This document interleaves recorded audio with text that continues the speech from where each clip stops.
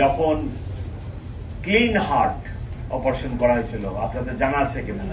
সেই clean heart অপারেশনের সময় আমি এই ঢাকা মহানগরের একটা সবচেয়ে বড় এবং সবচেয়ে বেশি অপরাধ হতো এরকম একটি অপরাধ প্রবণের ডেপুটি কমিশনার ছিলাম। সেই অভিজ্ঞতা আমার আছে। তো আপনারা প্লিজ এই কথা বলবেন না যে সব চলে গেল, ল অ্যান্ড অর্ডার খুব খারাপ, ক্রাইম সিচুয়েশন ভেরি খারাপ। আপনারা তো অনেক ভালো আছেন ইনশাল্লাহ। পর্যন্ত খবর নেওয়া হয়েছে।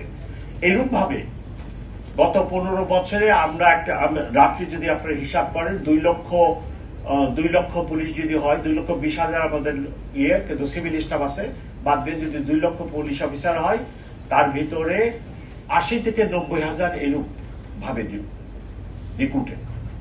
এবং আপনারা বা কর্তৃপক্ষ, আমরা তো এখনই তাদেরকে এই 80 থেকে 90,000 পুলিশ অফিসারকে বলতে পারি না গো হোম। আপনাকে তো অনেকটা জেনারেস হতে হবে।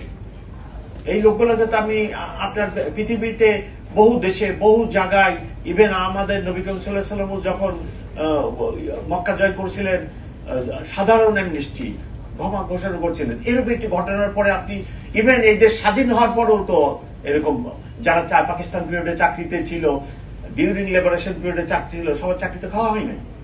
তারা কিন্তু বাংলাদেশ স্বাধীন হওয়ার পরেও চাকরি করছে। তো এইরূপ যে 80 থেকে 90,000 লোক রিক্রুটেড হয়েছে, আমরা তো মানবিক কারণেই তাদেরকে তো আমরা গ্রহণ করতে পারি না। তবে যারা দুষ্টু, যারা পেশাদারিত্বের বাইরে যেয়ে নানা ধরনের কর্মে লিপ্ত হয়েছিল, তাদের বিরুদ্ধে তাদের অনেকে পালায়ে গেছে এবং তাদের অনেকের বিরুদ্ধে আমরা ব্যবস্থা নিচ্ছি।